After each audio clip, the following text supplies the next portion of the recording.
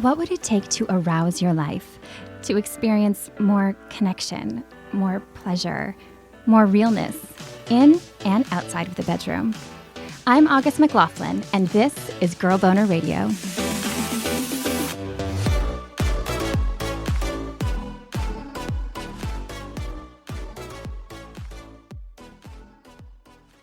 I had laid down on the floor and I closed all the blinds, safely. It's just me and my body, and I'm tripping. And I get naked and I start to just breathe. And as I do that, the saying that keeps coming to my mind at the time is, why do I still feel unsafe? What is this that I'm holding in my body? Dr. Nicole is a sex and relationship therapist who provides psychedelic-assisted psychotherapy. If you had told her younger evangelical Christian self that was where she was headed in life, inspired by powerful personal experiences, she would have thought, I need to pray for my future self. Today, even as she supports folks in creating expansive sex lives and intimate relationships, she wears her purity ring. We'll get to that. First, let's go back. Growing up, I was in a fundamentalist Christian environment. Any sort of pleasure, sexuality outside of a heteronormative, monogamous marriage to one person for life, truly, was forbidden, wrong. Any sort of self-pleasure, masturbation, wrong. Any sort of thought about sex before marriage, wrong, bad. In my high school, we had sex education. I don't even think it deserves that title. I think sex propaganda would be a bit more of an accurate label for that. We all went to chapel, because that's what you do, Christian little school. We all go into chapel, and someone came up on stage and they said, this is what happens when you have sex. There was a blue piece of paper and a pink piece of paper because, again, so heteronormative. Queerness? No. And so they put glue on the paper and then they stuck them together. They said, and this is what happens when you have sex, and rubbed the papers together. And I kid you not, they ripped those pieces of paper apart and they said, who's going to want this broken piece of paper? That's what happens if you leave that person. I, in the crowd, was a virgin at the time. So me being the, God bless my younger self, I'm going to say the annoying consciousness that I was like, yep, this is why I'm a virgin. This is why I am waiting. Absolutely. She didn't have a formal purity ceremony, the kind that were popular for girls in the 90s and early 2000s, where they would receive a ring, usually from their dad, and committed to saving sex for marriage. I do remember going to a purity pledging party. The school had this purity pledge and you got a pin and it said, I'm waiting until marriage. And it had, a sign of a little ring. The kind of ring she wanted and asked her parents for. Once she had that ring, she loved showing it off. And I remember being really annoying about it, going around to my friends being like, look at me, look at what I got. I'm this holy person who's gonna totally wait. There is just this really cocky energy around what purity meant to all of my friends and feeling like I was so cool that I hadn't done this thing. Meaning sex.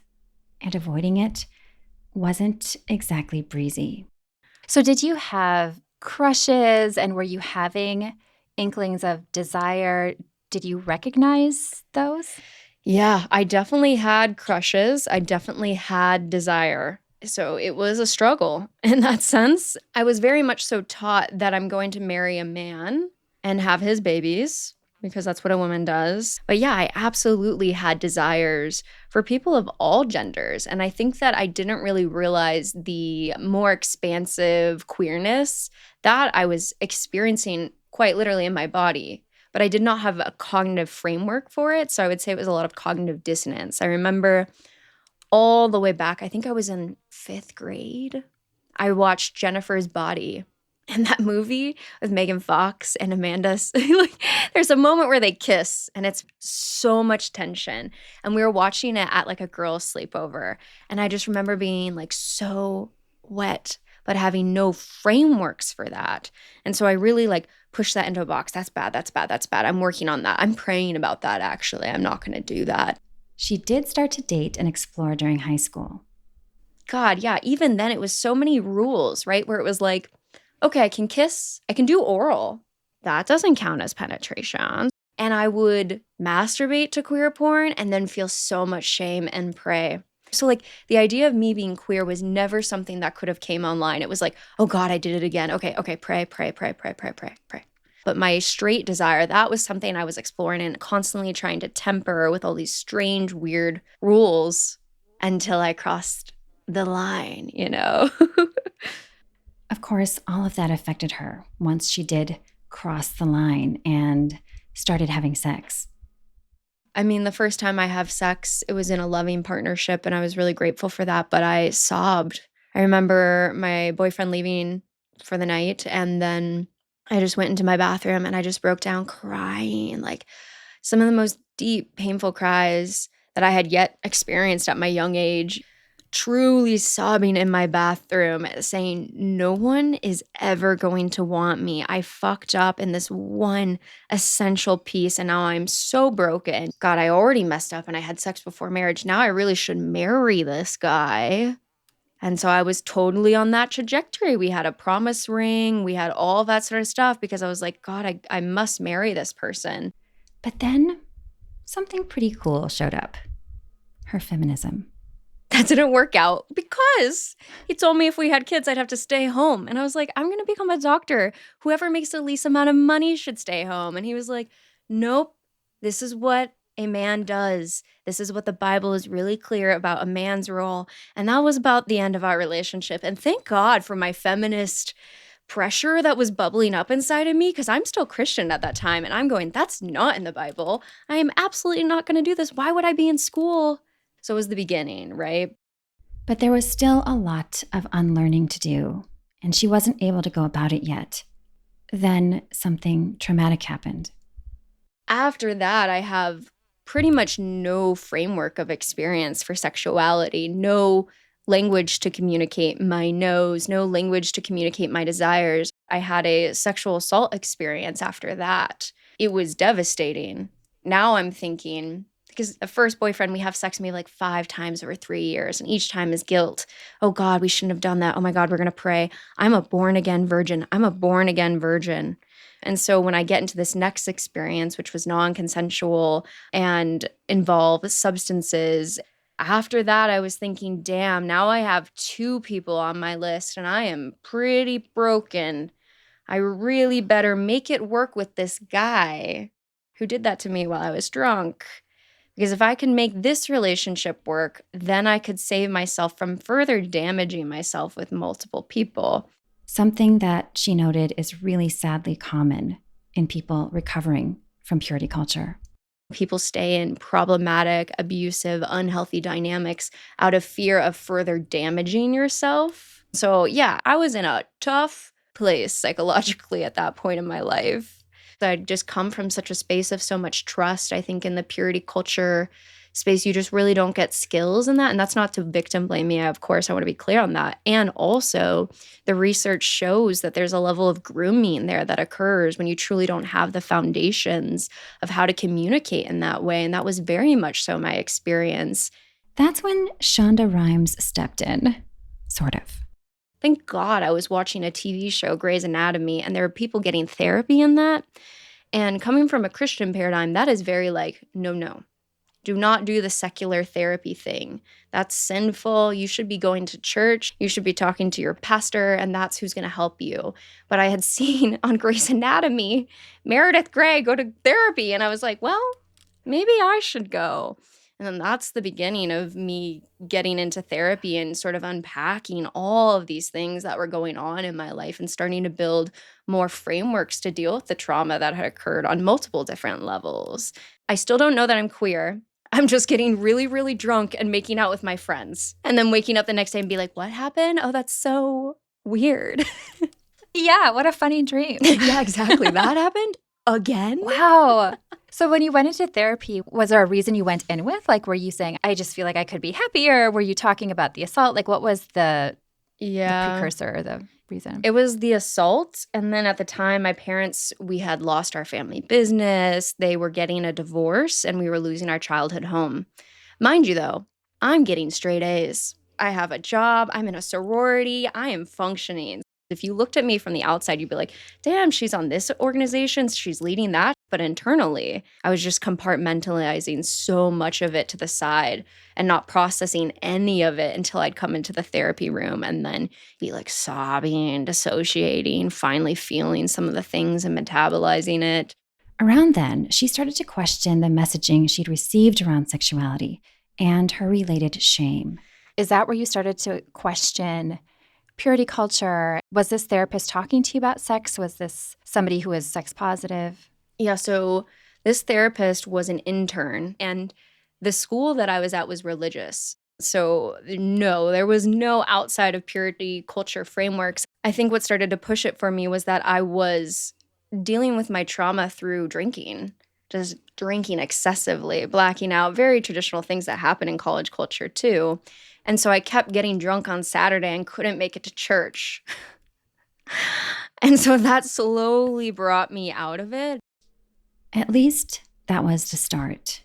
There's no flip of a switch out of the levels of deep internal conditioning to that. It takes so much time and years. Certain happenings sort of bolstered her clarity along the way. One of the defining moments for me was when I had an abortion. And it was really this big moment of, God, I've been brought up in all of this pathway of purity and all of this stuff. And now I'm pregnant. Could be with the guy who assaulted me because I continue to try and sleep with him. And now I'm thinking, I'm 21. Do I have a baby right now? And I was thinking to myself, absolutely not. You want to be a doctor? No, no, no. But it was a moment where just it completely, the friction between that and my purity culture religious self. Because I remember my mom very clearly stating to me, if you ever got pregnant and aborted my grandchild, I would never speak to you again. So did you tell her? I didn't tell her until I ran Modern Anarchy podcast and I had an episode on abortion, and then I sent it to her and said, hey, you should listen to this. It was a pretty backdoor, indirect way of telling her. So I don't know if I recommend that for the listeners, but no, at the time I did not tell her. I had some friends that I told and I was a mess. I was a mess of so many things, but I did get the abortion. Fundamentally, that was one of the best decisions I made of my life. And where I'm at now, I am planning to have children in the next couple of years, not even now, next couple of years, So it's 21 is just so young and it was not the time, but it really felt like the final straw, I think, of being in that paradigm, because now I'm a big sinner after that, big sinner. You've done it all. Yep. What is left? Yep. I'm making out with people, drunk. Yeah. I'm getting drunk. I had the abortion. I'm having sex. I can't go back after that. Then she started to see how important supportive community can be for healthy transformation. That shifted her personal life and her career. And so I start to make new connections, new friendships. I start volunteering as a sexual assault counselor and getting a lot of training in more expansive ways to look at sexuality and healing. And that's the huge catalyst to going into my doctoral program in clinical psych. And I knew from the very beginning, I was I want to train to help sexual assault survivors. And I want to help them to feel again, and really realizing how much of a gap there was in the field of clinical psychology, talking about pleasure. It's all about trauma. How do we deal with the trauma? And it's great. Once I get my client out of the trauma response, what's next?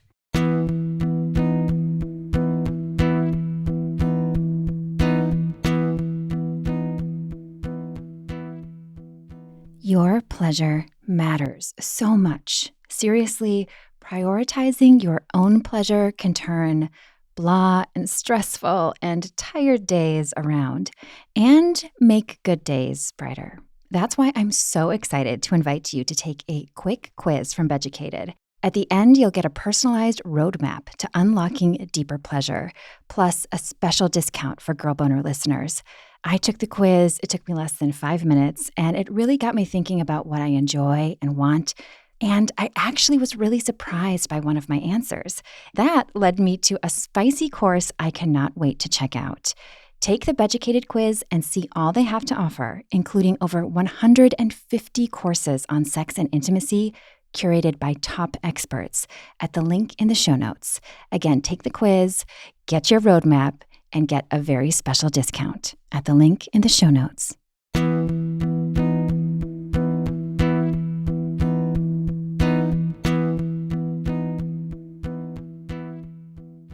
On her website, Dr. Nicole writes, "Looking back now, I hold that younger version of myself with so much tenderness." She said she hadn't yet discovered the power of her queerness, her feminist rage, or her embodied intuition. When did you start to feel like that power in your queerness and really connect with that? Right. She took me back to that time.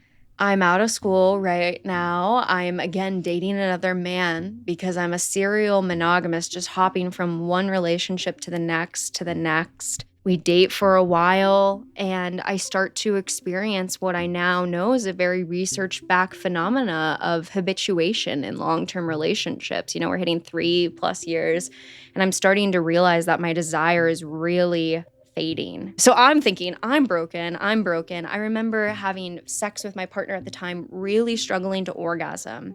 But if I thought about my best friend from college who I would make out with drunk, I could come.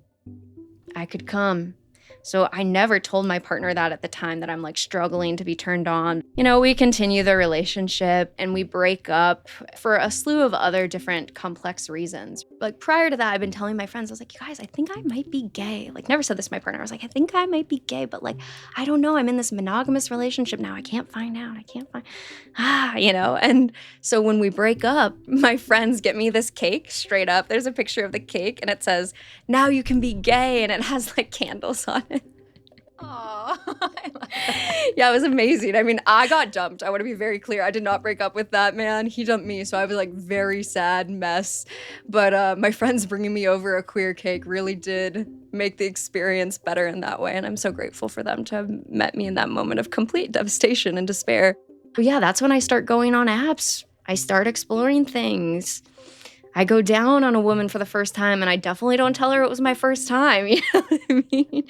Like going in confident. Hell yeah, Oh, did you like Google like how to do it? Oh, right. Like, I've never done this before.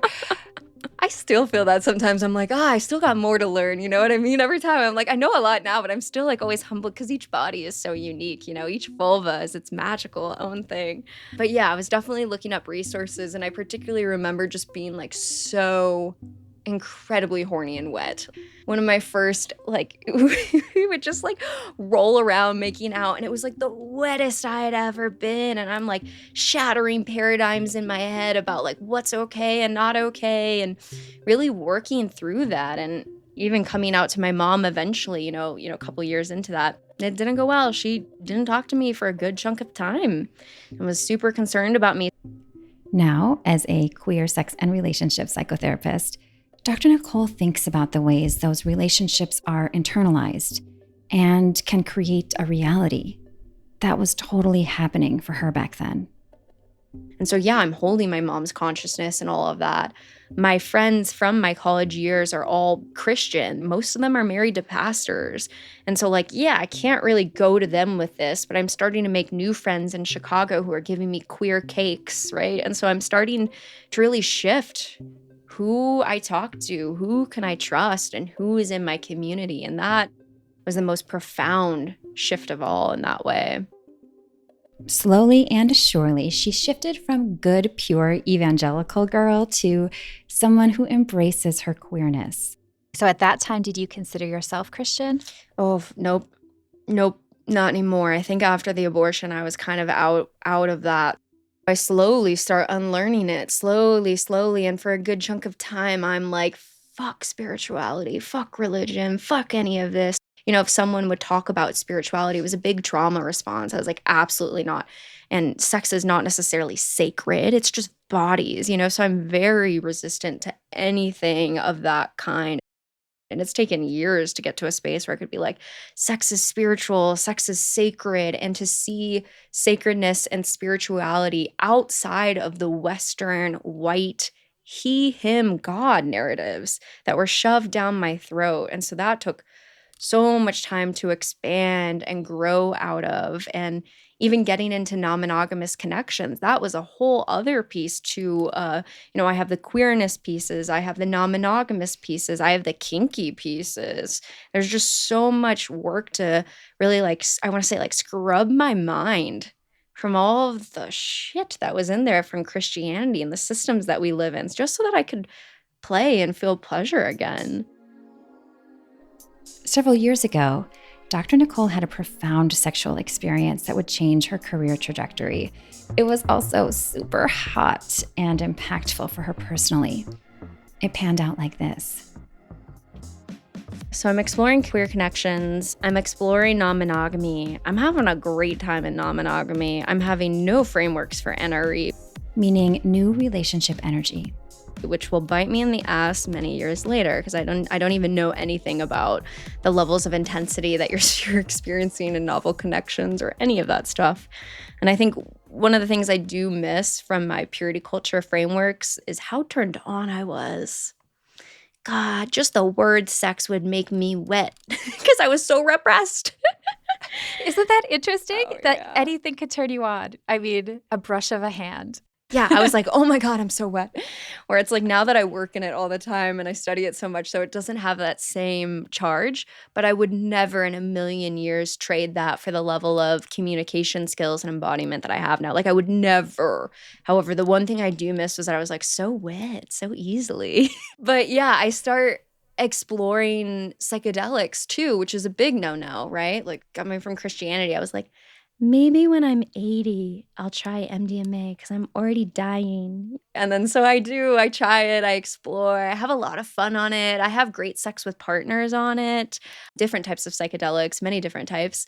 But then I start studying in psychedelic-assisted psychotherapy for my clinical work in psychology. And so I'm working in that space and learning so many new paradigms around sexuality and embodiment and trauma healing. Dr. Nicole's game-changing breathgasm experience happened during a solo psychedelic session. There's a lot to say about doing psychedelics by yourself. My therapist side is like, test your drugs. Make sure you have somebody who's safe that you could call and sober to rely on, because there's just more risk the more that you do these things by yourself. So I want to name that. And also, there are levels of healing and play and exploration that can only happen when you are by yourself. And that's just a real reality. Partnered sex is different than masturbation and solo pleasure. So we got to hold that.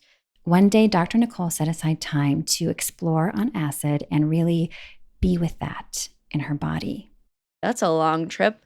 And part of what I had did was cleared off my schedule, right? Because it's really ideal when you can set that time for your mindset. And I remember clearing it all off and being with my body and deciding that I wanted to start to feel pleasure. So I laid down a towel and I was on the floor, truly in this office of all places. Where you're sitting right now? Yeah, the office I'm sitting in right now. Yeah. I love it. Yeah, I had laid down on the floor and I closed all the blinds, safely. I live in a small studio apartment in the city, so there's no one here, right? It's just me and my body, and I'm tripping. And I get naked and I start to just breathe. Some nice deep breaths into my body. And as I do that, the saying that keeps coming to my mind at the time is, why do I still feel unsafe? I'm like, there's no one here. There's no one around me. No one's coming to get me. What is this that I'm holding in my body? Oh my God, what am I holding? And so my intention was to just keep releasing. Feel the pleasure and release. Feel the pleasure and release. And as I kept doing that, I felt more and more orgasmic breath. And this was my first breath orgasm, truly in that way of just feeling that ecstasy over my body and really focusing on my genital response. As a psychologist, I'm always thinking about the neuroscience. And the more we build those neuronal pathways into sensation, the more you can actually literally feel. And so I was just focusing like, okay, what do I feel in my vulva? What do I feel in my clit? What am I feeling in my vaginal canal? And just that focus with the amplification of a psychedelic really enhanced so much of my pleasure to reach states I could have never otherwise reached with everything I was holding in my body at the time.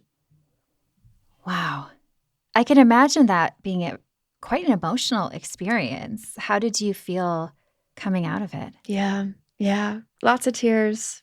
The summary of my story is I cried all the way. And I cry when I come now. So, it's been a huge part of that. A huge part of that is just these big releases of tears that have come because it's not easy. There's so many scripts, and to reach that point in my body where I was finally letting go of some things, and there's always more to let go of. I'm still letting go of the shame, right? There's still more, but that was such a big moment to realize that I was just holding so much in my body. I'm like masturbating under the sheets in my own apartment. Like, what is that? Who's watching me? God? Oh, right. So I always had this like deep feeling that God, Sky Daddy, who's always watching, is going to come hit me with a ruler. My friends, when I first moved to Chicago, were also people who had experienced Christianity. And so we all used to laugh about how guilty we felt about like Sky Daddy, who was going to hit us with the ruler and be like, bad, don't masturbate, bad, So it's like one orgasm at a time. I'm releasing this. Yes. I remember my first solo orgasm at 30. And I just remember it's almost like, there's like some positive parts of puberty that's like curiosity and like when you're not being like repressed about everything, there's parts of you that are like, right. Ooh. I just felt so like high for a while. Yeah. Did you experience that? How was it just like going to the grocery store and talking to people and being a person? I mean, glorious. I'm a goddess. Look at what I can do with my body. This is a magical thing I never thought I could do. Look at what I can do. Wow. And look at how powerful psychedelics are. Whoa. I'm skipping, all of the things that you would hope for after an experience like that, to really know that there is more than you even think. If you told my younger self, like, hey, one day you'll be like queer in your own apartment, coming on the floor by yourself on drugs, I'd be like, so what? I need to pray for my future self, So it's like, yeah, I was feeling joy and I just expansion and like, just like, wow, there's so much more. And I still hold that in my heart that like, there's so much more that's possible than we think. We live in such boxes around pleasure, and there's just so much more to play with. Around then, her career path changed. It's a huge reason of why I decided to train for 2 years in psychedelic assisted psychotherapy. My school at the time is like, do not do that, Nicole. You should not specialize in that. That's too niche. You need to expand yourself. And I'm saying it in that voice because it feels freaking controlling. Totally. Mind you that I'm going into all of this debt. And I get it. They're trying to help me. They're trying to guide me. But they're like, no, do not go to a psychedelic internship for 2 years out of your 4 years of training in this. You're going to regret that. You're not going to match for internship. Lo and behold, I do stay and I do match for internship. And now I have my own business that's thriving. So like, fuck off.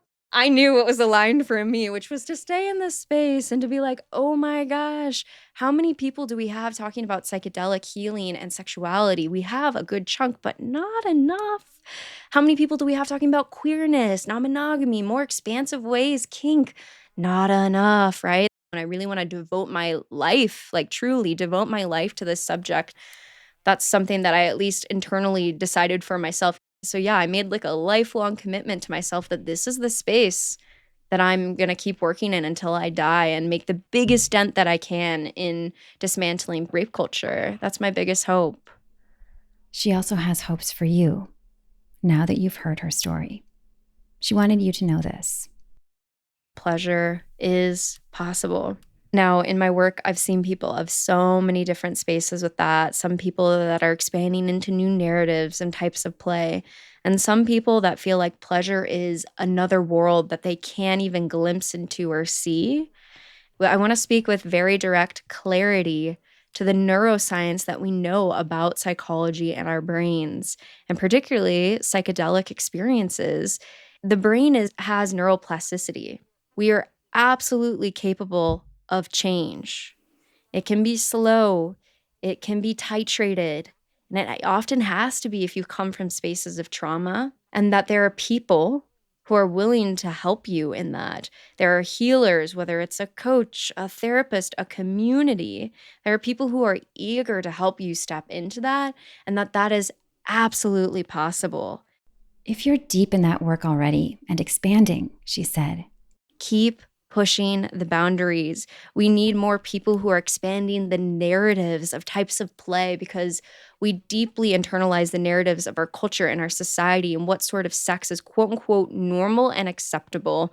And I want you to keep pushing the boundaries of what consensual play and eroticism can feel like and be like, and to understand that your play and your pleasure is a sacred, revolutionary form of activism. Also, community is so important. In my training, the biggest thing I learned is that community is essential. We internalize our relationships, both the systemic ones as well as the real people and beings that you're in relationship with, and those form your reality.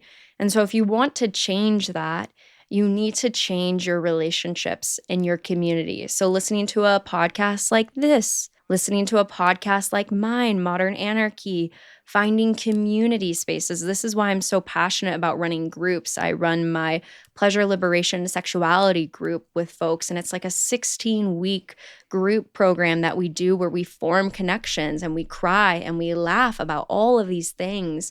And so whether it's my communities that you come into or other communities that you create, please know that that is revolutionary.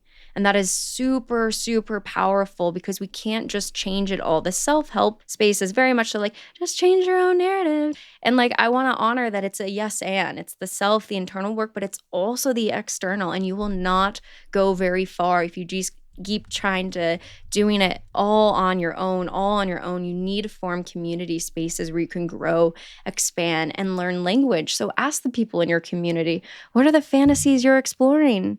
Not just the shitty things that are going on in your sex life, but what are the fantasies?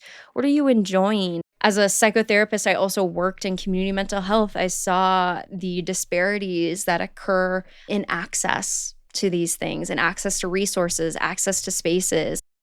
Dr. Nicole also creates free resources such as the Pleasure Wheel. Now, this pleasure wheel is very similar to an emotion wheel, where you look at a wheel and notice something, like an emotion like sadness, and then it goes into smaller words like grief or other sorts of things that really speak to what you're feeling, so that you can have more language to communicate. Another one she made focuses on pleasure and eroticism. It has some journaling prompts about your fantasies, your sexual experiences, and using different parts of the wheel to get really clear on what you want to call in to your sex life. And that's going to help you give the language so that, when you're at a party and you're doing pickup play, or if you're in a long-term relationship, you can say, hey, I want this kind of touch with this kind of speed and that kind of pressure. And I think that's going to feel good on this part of my body, whatever it is. The more that we can develop that language, because truly your erotic self and the capacity to name that is a language. And many of us, if you come from where I came from, purity culture, it's a language that you did not learn. And so if someone asked me today, can you speak French? I would just go silent, like I did in my erotic life. I remember the first time a kinky person asked me, how do you like to be touched? I literally froze. I was like, God, wow, okay. And so we have to have compassion for ourselves and the people that we connect with and we play with, to understand that many of us do not have the language. And so there are tools, there are resources, there are communities, and change, pleasure, it is all possible. Find those and more free downloads from Dr. Nicole at modernanarchypodcast.com. Oh, and the reason she wears her purity ring these days, that involves a cool story too. So, can I see it? Yeah. Wow. Yes. So do tell, you're still wearing it. I wore it for a long time. And then once I started having sex and got to a space of being beyond Christianity in that way, I did stop wearing it. I put it in a box and I was like, I can't. I just really can't. I really hope my mom doesn't notice when I come home for Christmas that I don't have that on anymore. Just oof.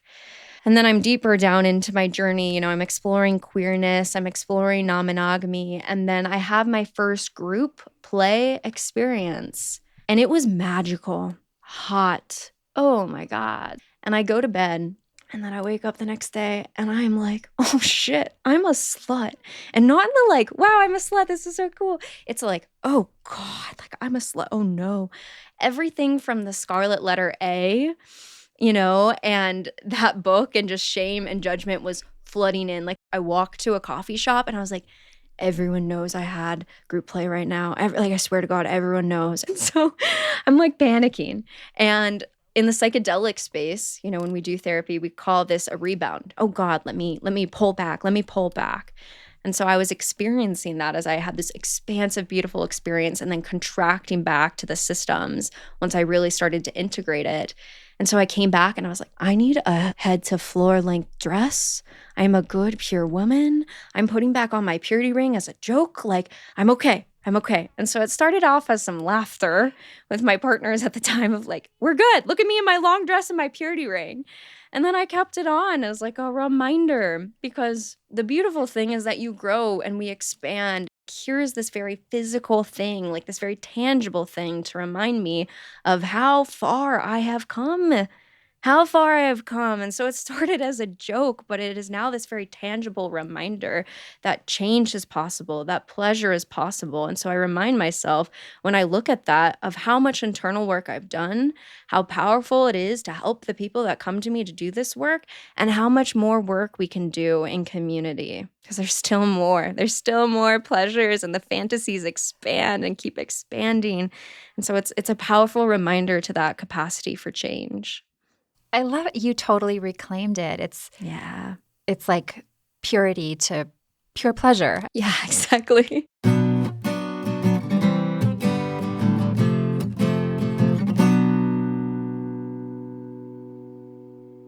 Find Dr. Nicole's offerings and that sweet, educated quiz at the links in the show notes. If you enjoyed this Girl Boner Radio episode, I would love it if you would post a rating and review or text a link to your friends. Thank you so much for listening.